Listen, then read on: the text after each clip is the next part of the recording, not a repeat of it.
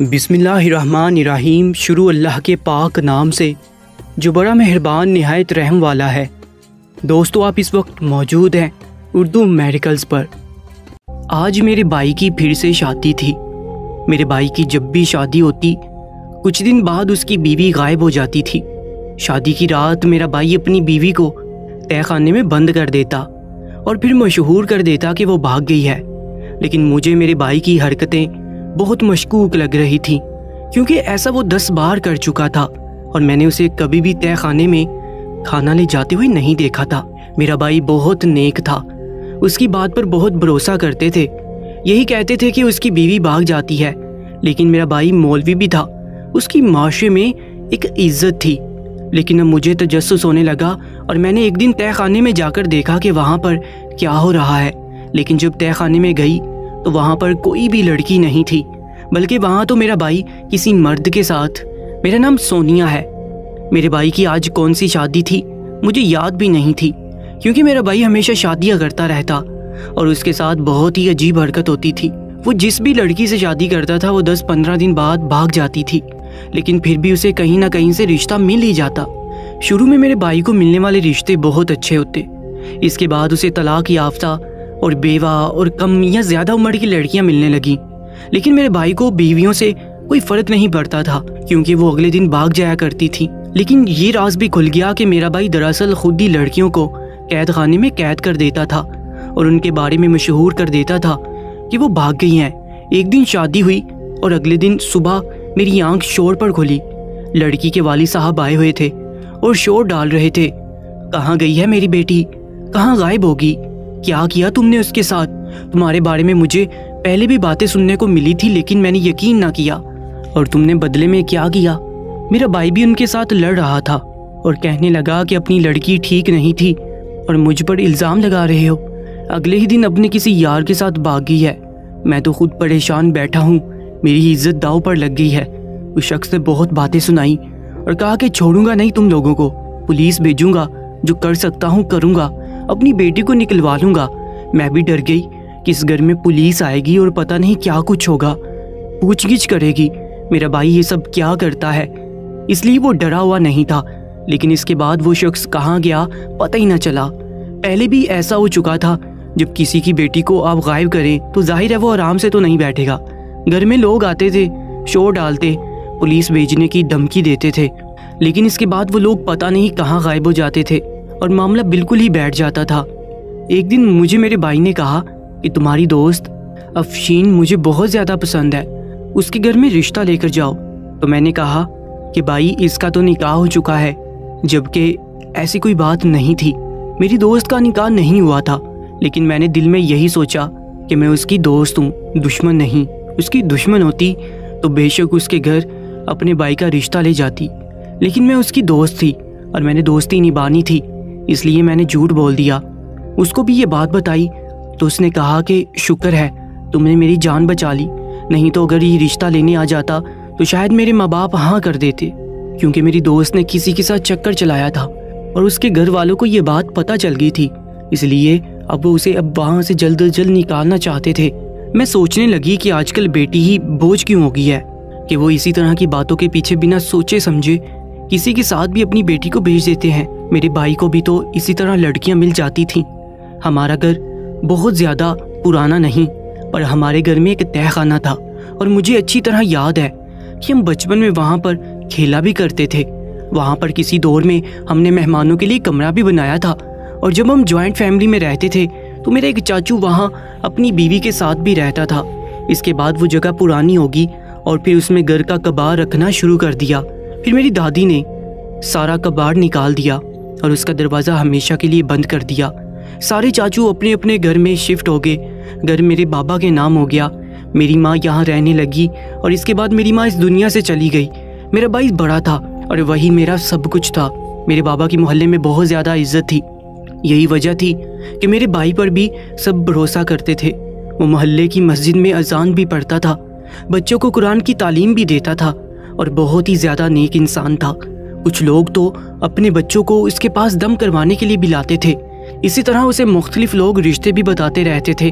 भाई अभी तक काफ़ी सारी बीवियों को तहखाने में बंद कर चुका था और ये बात मैं अच्छी तरह जानती थी। और अब की बार वो दूसरे मोहल्ले से बीवी लेकर आ रहा था। इससे पहले हम दूसरे मोहल्ले में रहते थे, इसलिए कुछ लोग इस बात से बेखबर भी थे।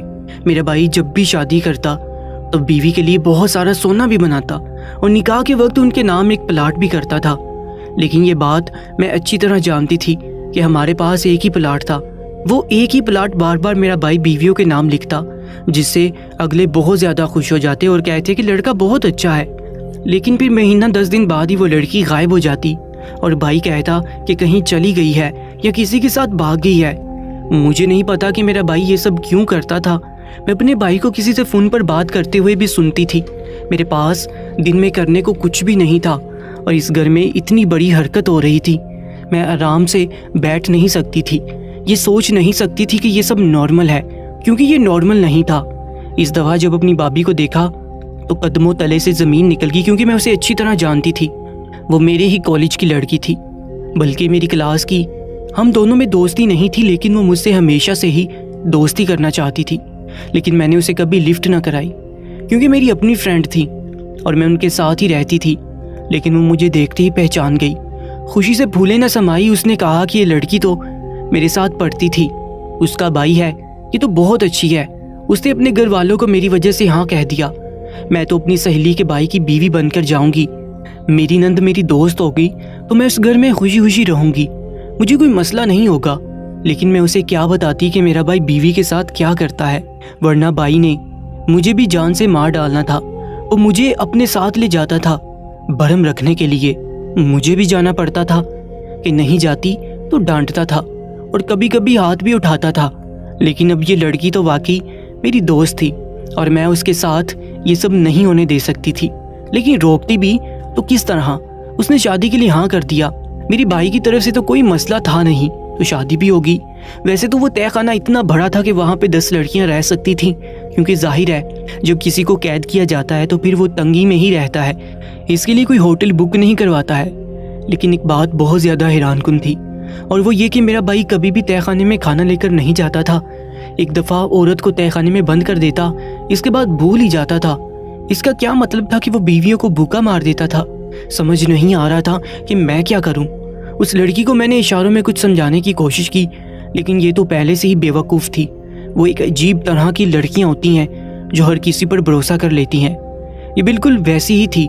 हमें कॉलेज छोड़े हुए 2 साल हो गए थे, लेकिन ये अभी भी कॉलेज के बच्चों की तरह ही पेश आ रही थी। कुछ उसको ज़्यादा खुशी इस बात की थी कि दोनों सहेलियां मिलके एक घर में रहेंगी। ना कोई सास है, ना ससुर, ना कोई और भाभी है, बस हम दोनों होंगी। एक दूसरे के साथ मज़े करेंगी, दिन में तैयार होंगी, मेकअप करेंगी। लेकिन उसे क्या पता था कि 10-15 दिन की मेहमान है, इसके बाद उसकी किस्मत लुट जाएगी। फिर मैंने उसे साफ साफ लफ्ज़ों में बताने की भी कोशिश की, लेकिन मेरा भाई वहाँ पर आ गया और मुझे कहा कि अपनी भाभी की जान छोड़ दो, इसने अब इसी घर में रहना है, और मुझे वहाँ से निकाल दिया। मेरी ये वाली दोस्त बोलती बहुत थी, इसलिए शायद भाई ने 15 दिन का इंतज़ार न किया, बल्कि उसको 1 हफ्ते बाद ही रात के टाइम तहखाने में बंद कर दिया और उसके घर वालों को भी किसी तरह चुप करवा दिया। अब मेरे दिल में ना सिर्फ तजस्सुस बल्कि गुस्सा भी था, और मैं ये सब कुछ जानकर उसके बारे में कुछ करना चाहती थी। सोच लिया कि तहखाने में जाऊंगी, जबकि भाई ने कहा कि अगर तुम कभी भी तहखाने में कदम रखा तो याद रखना कि मुझसे बुरा कोई नहीं होगा, तुम्हें भी वहीं पर बंद कर दूंगा। सोच ही रही थी कि क्या करूं कि मेरी दोस्त की माँ आ गई, जिसने मेरी दोस्त को बहुत लाड से पाला था। घर में जब कोई इस तरह का शोर डालने आता तो मैं बाहर नहीं आती थी, लेकिन मैं बाहर खड़ी थी और उसने आते ही मेरा बाजू पकड़ लिया। उसने कहा, अपने भाई को बुलाओ, मेरी बेटी कहाँ है, क्या किया है मेरी बेटी के साथ। और मेरा बाजू नहीं छोड़ रही थी। मेरा भाई वहाँ पर आ गया, वो भी मुझे छुड़वाने लगा, लेकिन उसने मेरा बाजू बहुत ज़ोर से पकड़ रखा था। मेरी कलाई उसके हाथ में थी और वो बार बार मुझे झटके दे रही थी। कहने लगी, ये तुम्हारी बहन है ना, जो तुमने मेरी बेटी के साथ किया है वो इसके साथ होगा। दुनिया मकाफात अमल है, जो दूसरों की बेटियों के साथ करते हैं तुम्हारी अपनी बहन के साथ होगा, और अगर कल को अल्लाह ने तुम्हें बेटी दी तो उसके साथ भी होगा। मैं बद्दुआ देती हूँ, तुम लोगों का कुछ भी ना बचेगा, तुम लोगों को इबरत का निशान बना दिया जाएगा, दुनिया वाले तुम्हारे ऊपर थूकेंगे। उस औरत के ताने सुनकर मुझे बहुत ज़्यादा दुख हो रहा था। फिर मेरे भाई का दोस्त वहाँ आ गया और उसने उस औरत को वहाँ से निकाला, लेकिन जिस तरह वो रो रही थी, चिल्ला रही थी, उसे देखा नहीं गया। मैंने अपनी कलाई की तरफ देखा, उस औरत की उंगलियों के निशान जम गए थे। मुझे मेरे भाई ने कहा कि अंदर कमरे में चली जाओ, जबकि मेरी आंखों में आंसू और हिचकी बन गई थी। अगर ये बात सच थी कि मेरे भाई के कर्मों की सज़ा मुझे मिलने वाली थी, तो फिर मेरी किस्मत तो बहुत बुरी होने वाली थी। मेरी किस्मत अच्छी थी भी कहाँ। मेरी शादी की उम्र निकलती जा रही थी और मेरे भाई को मेरी शादी की कोई परवाह नहीं थी। मेरी शादी की बात तक नहीं करता था। और इस भाई की बहन को किसने लेकर जाना था? हो सकता है कल को जिन लड़कियों के साथ मेरे भाई ने बुरा किया था, उनका ही कोई चाहने वाला मुझे ले जाता और फिर मेरे साथ भी वही करता जो मेरा भाई दूसरों के साथ करता था। मैं सारी रात रोती रही। फैसला कर लिया कि तहखाने में ज़रूर जाऊंगी और देखूंगी वहाँ पर क्या हो रहा है। मैं इन लड़कियों को वहाँ से निकालूंगी और उनको उनकी माँ बाप के हवाले करूंगी ताकि उनके दिल को सुकून मिल जाए। तहखाने की चाबी भाई के पास थी। सबसे पहले मुझे वो चाबी हासिल करनी थी, लेकिन मैं चाबी चोरी नहीं करना चाहती थी, बल्कि इसके साथ की चाबी बनाना चाहती थी ताकि मेरे भाई को शक ना हो और मुझे ज़्यादा से ज़्यादा वक्त मिल जाए। लेकिन ये भी आसान नहीं था, इसलिए मुझे इस चाबी का निशान किसी साबुन पर लेना था और ये मेरे लिए बहुत मुश्किल मरहला था। भाई के कपड़े धोते हुए चाबी मेरे हाथ आ गई और मैंने निशान ले लिया। लेकिन भाई ने फ़ौरन मुझे कहा कि कपड़ों में से मेरी चाबी निकाल दो। वो अपनी तरफ से बहुत जल्दी में था, लेकिन मैं अपना काम कर चुकी थी।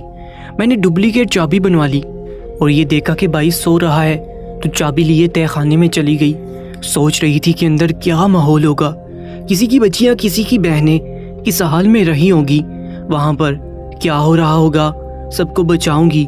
मैंने पहले अपने घर का दरवाज़ा खोल दिया था और मेरे हाथ में पानी की बोतल भी थी कि उनको प्यास लगी होगी तो पानी पिला दूंगी और इसके बाद उनको कहूँगी कि अपने अपने घरों की तरफ भाग जाओ। लेकिन फिर मुझे भी यहाँ पर नहीं रहना था, इसलिए मैंने भी अपनी एक सहेली से कहा था कि मैं अगर आज रात अचानक तुम्हारे घर आ जाऊँ तो परेशान ना होना, चुप करके दरवाज़ा खोल देना, अगले दिन मैं चली जाऊँगी।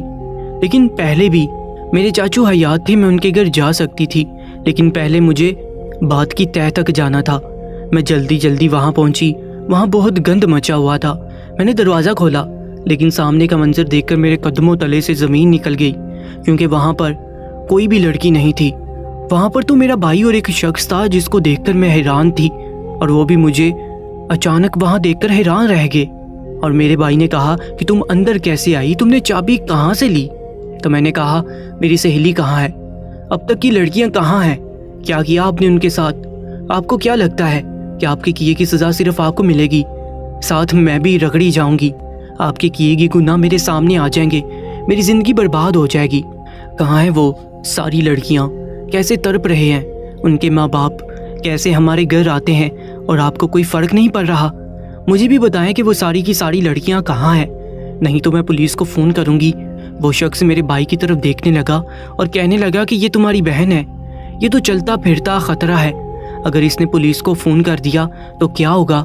मेरे भाई ने मेरे मुंह पर हाथ रखा और मुझे घसीट कर मेरे कमरे में ले आया। फिर उसने मुझे ऐसी बात बताई कि मैं हैरान रह गया। उसने कहा कि मैं दुनिया वालों के सामने मौलवी बना हुआ हूँ, लेकिन दरअसल ये एक लिबादा है जो मैंने ओढ़ रखा है। मैंने उन लड़कियों को बेच दिया है, और अगर तुमने ज़्यादा बकबक की तो बेचूंगा नहीं और तुम्हें जान से मार दूंगा।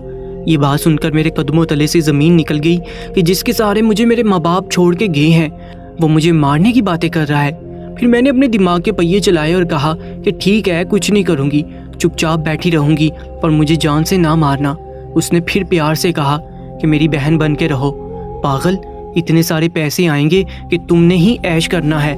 मैं थोड़े सारे पैसे खा जाऊँगा। वो आदमी मेरा पार्टनर है, उसके साथ मिलके मैंने ये काम किया है, वो बहुत अच्छे हैं, इसके पास बहुत पैसे हैं, वो तुम्हें बहुत खुश रखेगा। ये सारी बातें सुनकर मेरे दिमाग में तूफान चल रहे थे, लेकिन मैं चेहरे से मुस्कुरा रही थी। रात किसी तरह गुजर गई और सुबह दूध लेने का बहाना बनाकर मैं अपने चाचू के घर चली गई और उनको सारी बात बता दी।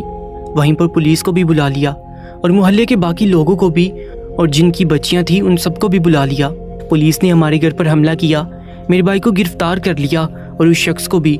मैं ही अपने भाई के खिलाफ गवाह बनी और लड़कियों को बाजियाब करवा लिया गया। मैं नहीं जानती कि मैं खुशकिस्मत थी या बदकिस्मत, मैंने अच्छा किया या बुरा, और अपनी ज़िंदगी के आखिरी सहारे को जेल की सलाखों के पीछे फेंकवा कर आने वाली मैं ही थी। मेरे भाई को शायद जल्दी ही ज़मानत मिल जाती, लेकिन फिर वो मेरे साथ न रहता और ना ही मुझे बहन समझता। मैं अपने चाचू के घर ही रहने लगी। चाचू ने मेरी शादी अपने बेटे से करवा दी जो मुझे बचपन से पसंद करता था, लेकिन मैं ही उसकी तरफ नहीं देखती थी। बहरहाल वो शख्स से तो बेहतर था जिस शख्स के साथ मेरा भाई मुझे ब्याहना चाहता था। मैं सारी रात रोती थी अपने भाई के लिए, अपने माँ बाप के लिए सोचती थी कि उसने मुझे इम्तहान में डाल दिया। लेकिन फिर जब इन लड़कियों की माएँ बार बार मेरे घर आती, मेरे हाथ चूमती, मुझे दुआएं देती और कहती कि तुम्हारी वजह से हमारी औलादें वापस मिली हैं, तो दिल को बहुत सुकून मिलता था। जैसे बद्दुआओं से डर गई थी, इसी तरह अब दुआओं पर पूरी उम्मीद हो गई थी। और वाकई मेरी किस्मत अच्छी थी, क्योंकि मेरा शौहर बहुत ज़्यादा अच्छा और मेरा बहुत ख्याल रखता था। मेरा भाई जेल से कुछ साल बाद निकल गया और फिर कहाँ गया कोई नहीं जानता, लेकिन मुझे उसके साथ नहीं रहना था। वो एक बुरा इंसान था और मैं उसकी बहन नहीं कहलवाना चाहती थी। दोस्तों, आज की इस कहानी के बारे में अपनी कीमती राय से ज़रूर आगाह कीजिएगा और ऐसी ही सबक-आमूज़ कहानियों के लिए हमारे YouTube चैनल उर्दू मेडिकल्स को सब्सक्राइब कर लीजिएगा। अपना बहुत ज़्यादा ख्याल रखा करें। अल्लाह निगहबान।